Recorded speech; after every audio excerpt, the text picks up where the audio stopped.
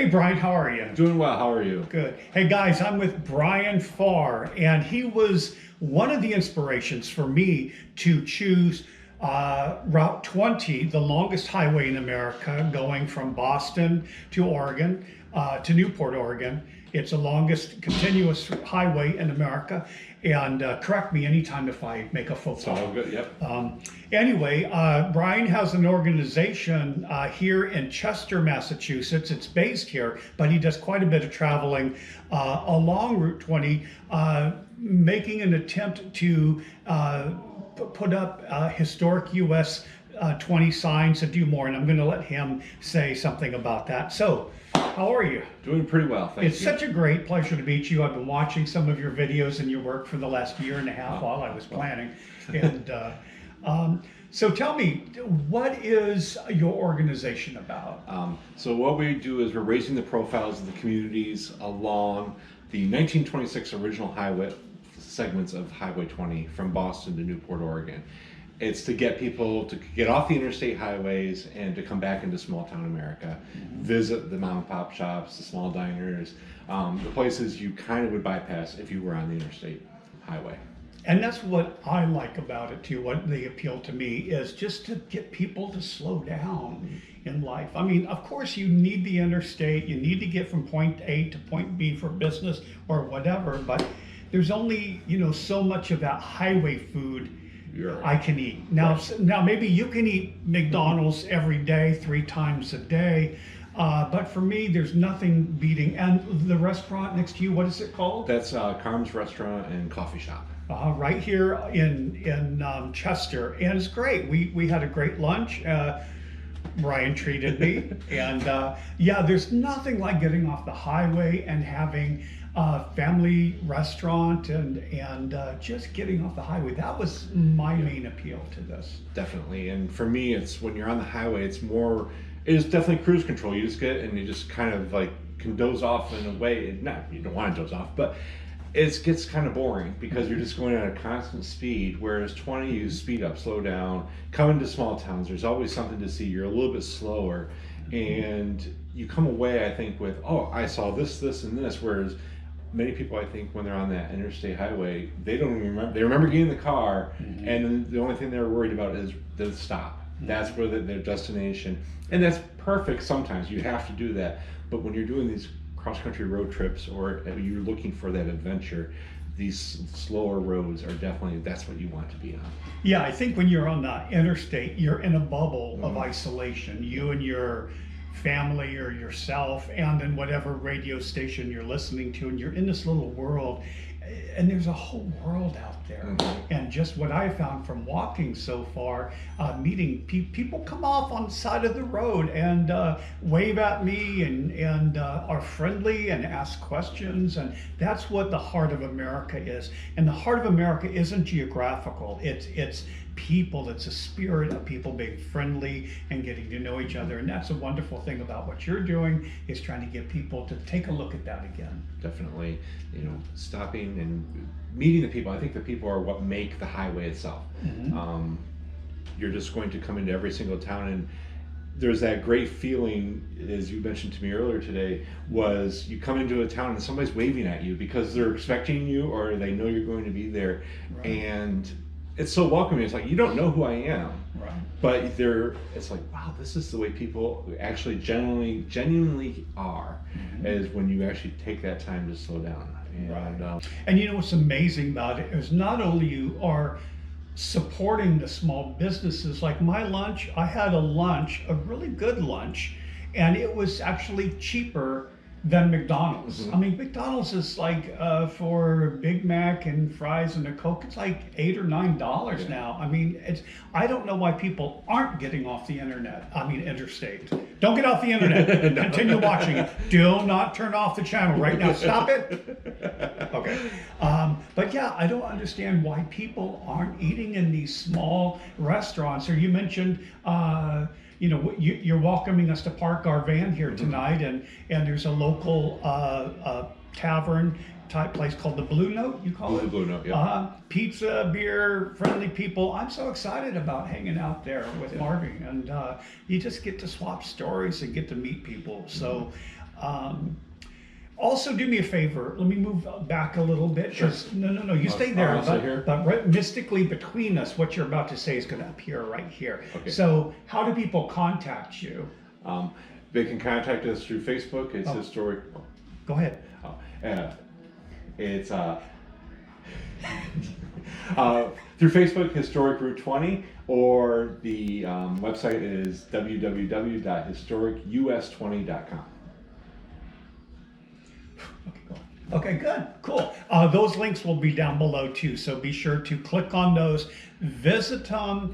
Be sure when you're there on those sites, especially Facebook, to say hi and let Bryan know you're here. And he's got a plethora of stuff.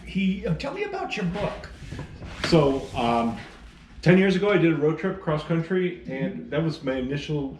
All I wanted to do was do a book about what I saw on cross country. And so I put it together, but then it led to the organization, creating this organization of promoting the small towns across the country on 20. But so this is just my sort of Bible of historic Route 20. This is, folks, he stopped in the place where they filmed Field of Dreams with Kevin Costner.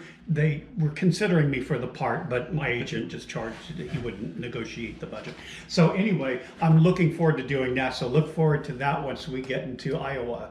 But anyway, you did it's a great picture book. Thank you so much. Yeah, beautiful. Very So proud. you can purchase this online? Purchase online. It's on our website or in Amazon, and you can find it there, or you can find it digitally too on Amazon. So you can many different formats. Wow, yeah, but digital is great, but boy, there's nothing about the texture of a real book and real photographs.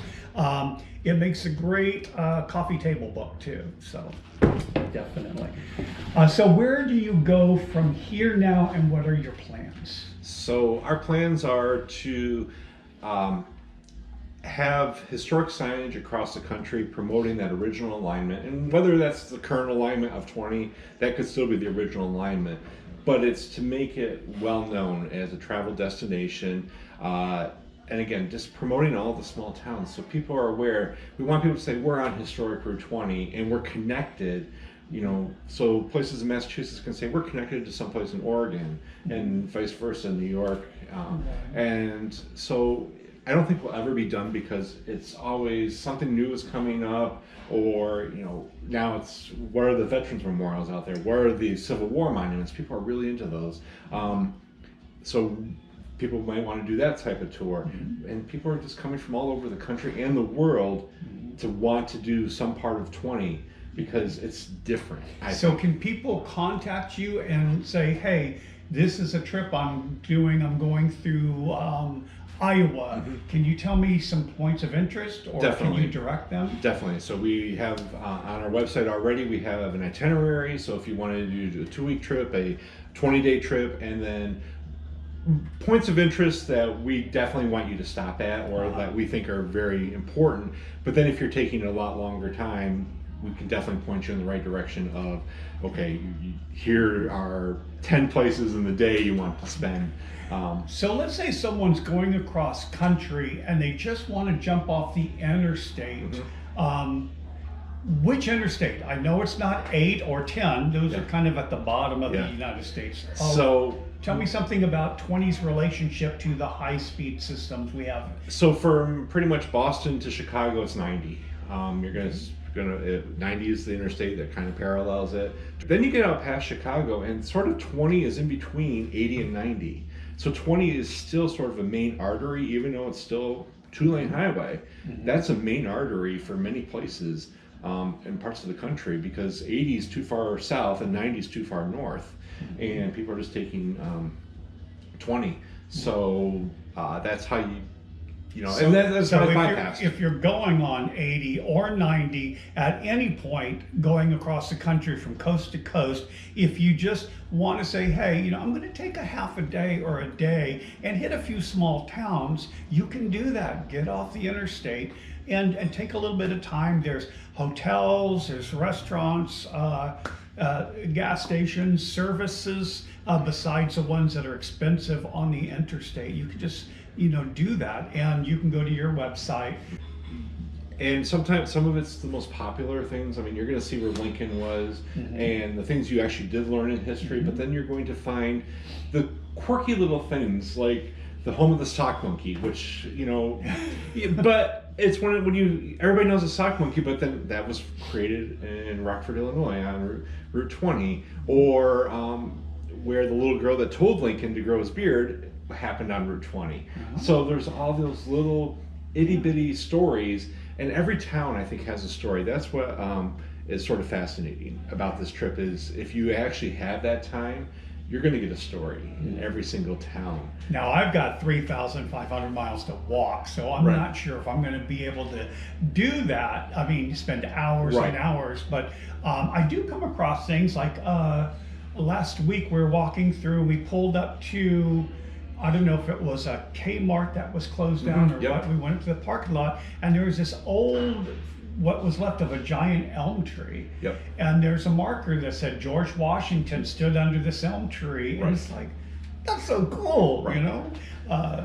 Yeah, there's many of those. Like there's a lot of George Washington markers in the eastern part of Massachusetts because he took that to take command of the army at the beginning of the Revolution. So it's sort of like, yep, Washington slept here, Washington was here, Washington was here. But that's just, again, fascinating that you're finding out this old early history. Like, well, I'm following the footsteps of some pretty famous people and presidents. So if any of you guys are history buffs and armchair adventurers, and there's nothing wrong with being an armchair adventurer, you don't have to come to Highway 20 if you can't. But you can certainly, you know, get the books or look at the website, which is again right here. And you know, and ask Bryan questions and find out something about the history. It's quite an amazing road. Bryan, thank you so much. Is there anything else you would like to add? We just want you to really take time, go out and explore the world. And that, I think Route 20, you're going to find whatever it is you're looking for, you're going to find on that road. So I can't tell you what it is, but you're definitely going to find it. So when you get out there, enjoy it. All right. Thanks so much, Bryan. Thank you. All right. See you guys later on. Take care, and be sure to subscribe and to like and share it. Share it with your friends. I think a lot of people would like to see something out of this video. And of course, visit Bryan's resources. That would help you. And plan your next trip, okay, around historic Route 20. Bye now.